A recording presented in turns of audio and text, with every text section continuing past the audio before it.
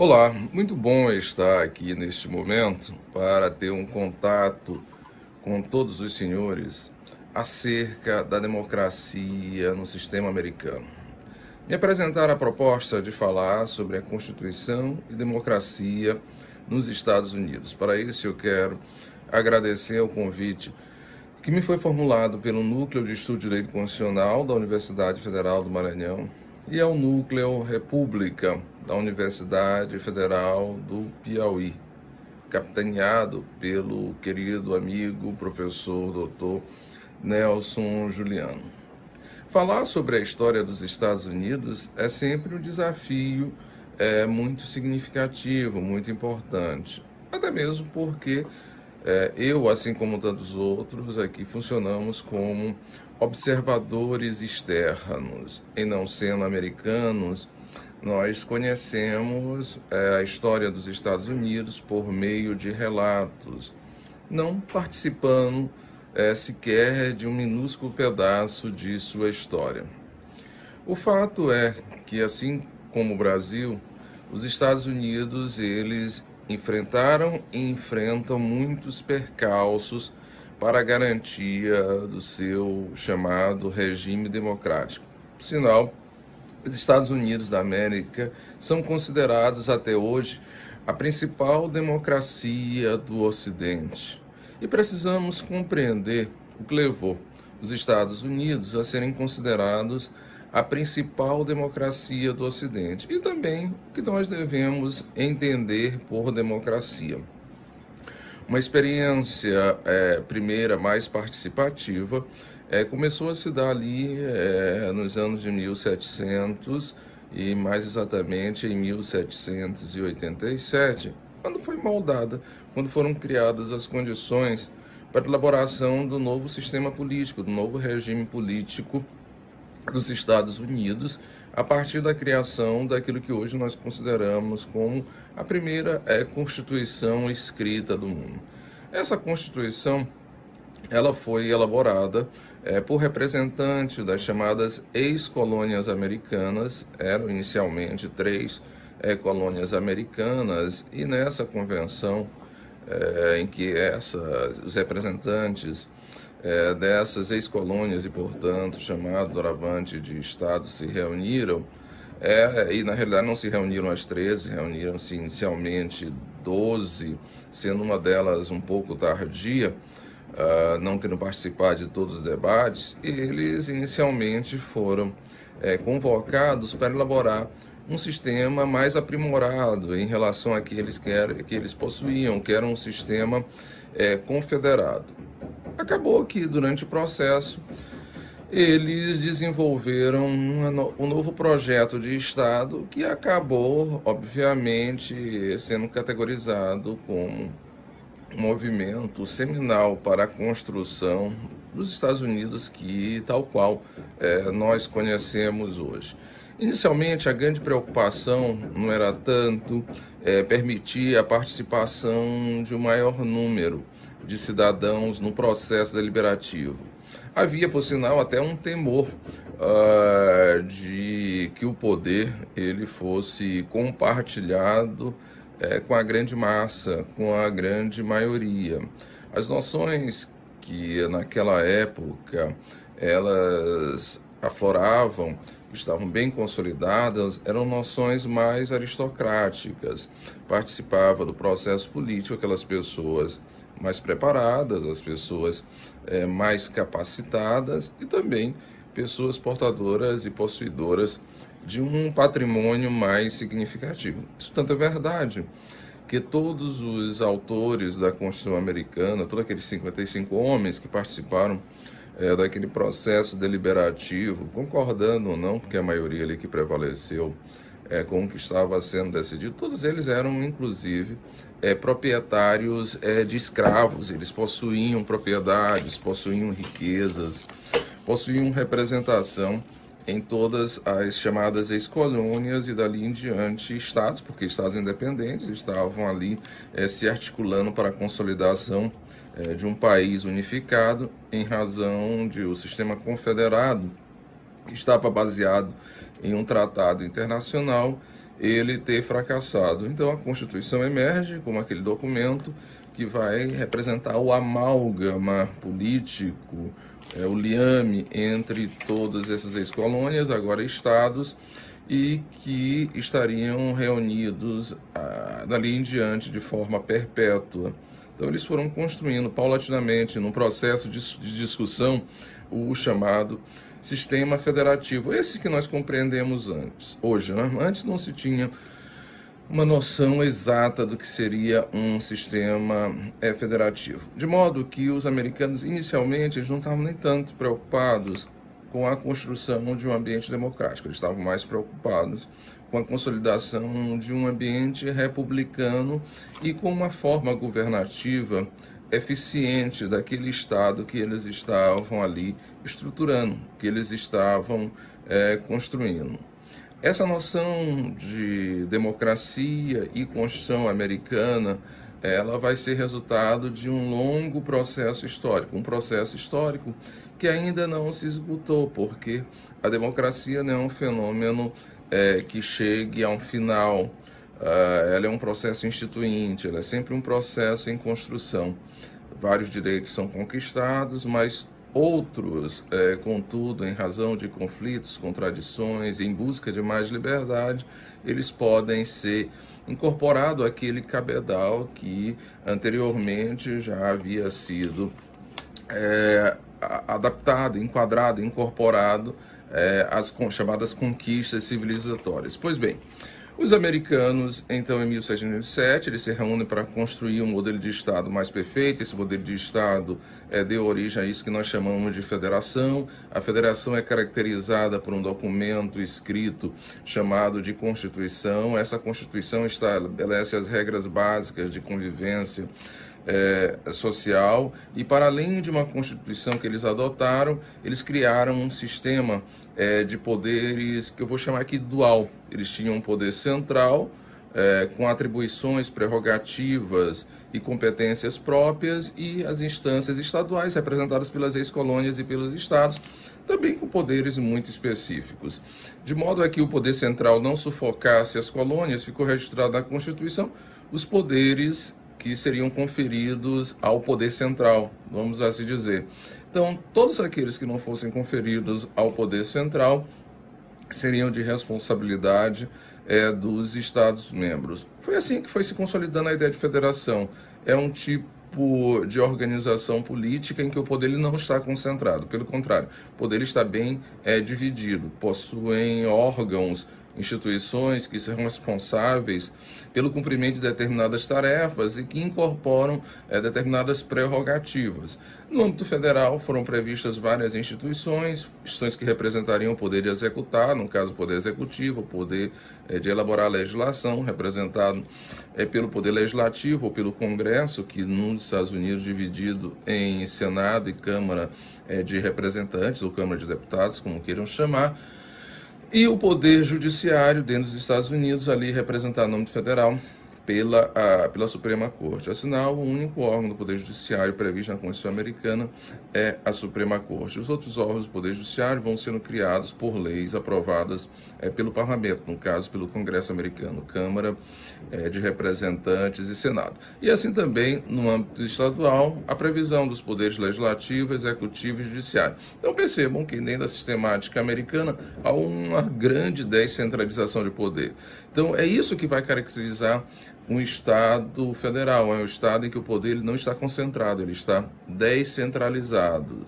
E, ademais, é um Estado que possui uma característica importante de esferas diferentes de poder, mas que não são esferas em que uma tenha superioridade sobre a outra. Isso não existe no sistema federal. Um Estado não é inferior à União. Na realidade, elas possuem competências diferentes. É claro que isso vai evoluir no decorrer da história em relação a competências que acabam sendo chamadas de competências comuns, competências concorrentes, que vão desenhando um novo formato de federalismo. Mas, de qualquer maneira, não descaracteriza a ideia de que entes chamados periféricos, eles não são absolutamente inferiores em relação ao ente central. O fato é que os Estados Unidos da América eles criaram, a preocupação era criar essa engenharia política, a descentralização do poder, evitar a asfixia do poder dos recentes e dos novos estados independentes, mas ao mesmo tempo garantir um poder central que assegurasse a sobrevivência desses estados recém-independentes, porque sozinhos eles teriam muita dificuldade de confrontar a metrópole, no caso a Inglaterra, em um momento de guerra, por exemplo. Eles precisavam assegurar a sua segurança, garantir a sua defesa, a defesa desse país e também criar condições para intercambiar, para acentuar os negócios entre as ex-colônias. Eles tinham uma matriz comum, a própria língua, o próprio país de origem, mas tinham interesses diversos por conta das localizações específicas de suas colônias, muito embora, obviamente, localizados ali naquilo que nós chamamos dos Estados Unidos, ali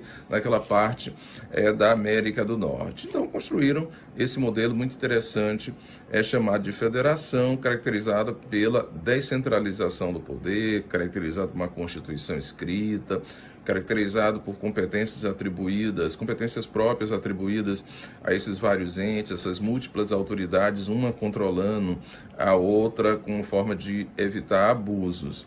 Mas dentro dessa sistemática, e aí que nós vamos entrar propriamente no tema que nos foi proposto, é que se ventilar se eles queriam mais construir esse modelo de segurança para o desenvolvimento dos seus próprios estados, que propriamente criar uma sociedade democrática. Eles queriam mais, na minha percepção e de tantos outros, inicialmente, a construção de uma república, de um Estado sustentável, de um novo modelo de Estado, mas de um Estado sustentável, porque aquele Estado fundado no tratado, no Estado confederado, ele parecia não apontar para uma longevidade adequada dentro daquilo que se gostaria de ter naquele território, a partir das condições históricas em que eles viviam.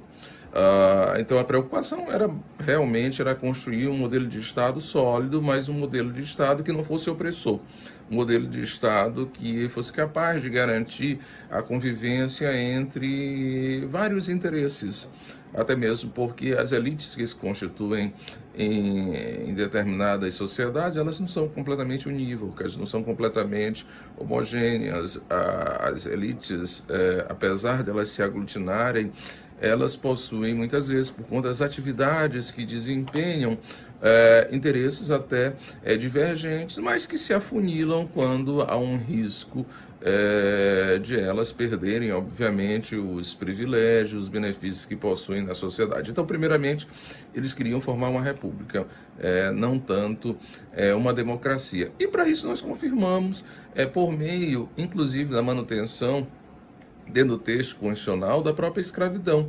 A escravidão foi mantida dentro da Constituição americana e só foi superada décadas depois, quase 100 anos depois, com a Guerra Civil, pela disputa, pela eliminação da escravidão e uma tendência de estados ao sul pela não eliminação da escravidão. Então, a superação dessa mácula que representaria, se tivesse sido tomada no início, um sinal ou uma sinalização de construção de uma sociedade democrática, ela não foi dada, só foi dada por conta de uma guerra civil. E os percalços em relação a esse contingente escravizado até hoje, obviamente, sentido e ressentido por aqueles que possuem a pele escura nos Estados Unidos. De modo que esse elemento de escravidão ele funciona também como um argumento para deixar claro que inicialmente a sociedade americana não tinha como um projeto a construção propriamente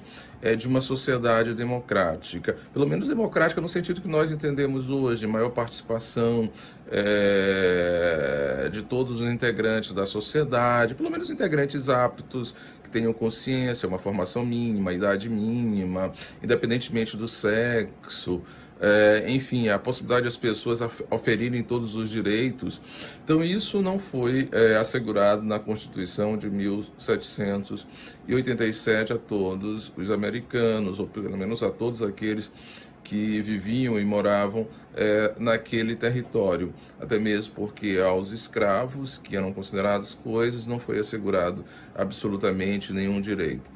Por outro lado, o sistema americano, em relação à própria eleição presidencial, nós verificamos que o projeto que foi moldado a partir da Constituição não foi de eleição direta. Então, a elaboração, a organização de colégios eleitorais que vão se dando no âmbito dos estados, e são essas representações estaduais por meio do colégio eleitoral que irão definir o presidente da República. Isso também é um elemento que serve para contra-argumentar o projeto de origem democrático da sociedade americana.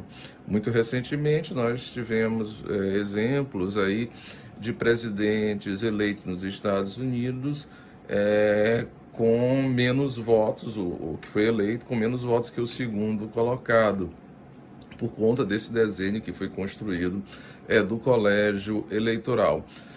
Outra coisa que de alguma maneira arranha o sistema democrático americano é o próprio desenho do Senado. O Senado possui uma representação idêntica para todos os estados, sejam estados maiores ou menores, mais ou menos populosos. Isso gera uma distorção, porque aqueles estados mais populosos, eles acabam ficando subrepresentados no âmbito dos estados. E os estados menores no sistema americano não abriram mão disso. Então é mais um elemento que deve ser agregado para mais discussão de que se a sociedade americana ela foi realmente moldada e preparada para ser uma democracia desde o início. Outra coisa importante que nós devemos ter em conta é a própria escolha dos senadores nos Estados Unidos. Inicialmente, isso só no século XX é modificado. Então, durante toda a história dos Estados Unidos, senadores eram indicados pelos parlamentos, quer dizer, pelas assembleias legislativas no âmbito estadual, e não eleitos, porque eles representavam estados propriamente dito. E no mais, além de outros elementos, o próprio poder judiciário. Um poder judiciário cuja legitimidade é indireta. Eles são indicados, os integrantes da Suprema Corte, pelo Executivo e confirmados ali pelo Senado da República. Eles não são eleitos, e os membros da Suprema Corte possuem mandatos vitalícios, o que acaba, em determinadas circunstâncias e determinados momentos históricos, gerando abusos significativos na medida em que a Corte ela não se comporta de maneira a absorver, vamos chamar de os ventos daquele momento histórico, as aspirações daquele momento histórico, o que leva a certos impasses no âmbito institucional. Então, esses elementos, eles nos fornecem, obviamente, alguns indícios que a Constituição americana, inicialmente, ela não tinha propriamente um projeto de construção de uma democracia. A democracia americana ela vai sendo construída paulatinamente, notadamente, pelo desenvolvimento, pela prosperidade econômica que a América conseguiu gestar, que a América do Norte conseguiu gestar, ou ter potencializado os investimentos, ou ter potencializado os negócios, a liberdade de empreender, por conta das disputas que foram sendo construídas e dos projetos que foram sendo construídos historicamente, a riqueza que foi gestada dentro dos Estados Unidos e também, ao mesmo tempo, a preparação das pessoas para lidar com essa prosperidade econômica, a educação. Isso, obviamente, acabou contribuindo para a construção de um ideário que no mundo ficou reconhecido como um ideário democrático. E também por conta do desenvolvimento tecnológico, pelo protagonismo que os americanos passaram a ter no mundo, essa marca acabou se consolidando. Mas até hoje há algumas máculas que ainda precisam, ou melhor dizendo, algumas cicatrizes nos Estados Unidos que mancham, né, a sua história, como a escravidão, com uma violência em larga medida. Sempre há muitos atentados internos, próprios de rebeldias, muitas vezes as causas não sabemos muito bem, acentuada discriminação, acentuado preconceito, como se a escravidão tivesse tornado nos Estados Unidos uma instituição, eles tivessem criado um inimigo interno para avalizar um projeto de América. Isso ainda precisa ser superado. Então, essa minha fala muito breve aqui é no sentido de uma reflexão crítica sobre a democracia nos Estados Unidos. Um grande abraço a todos.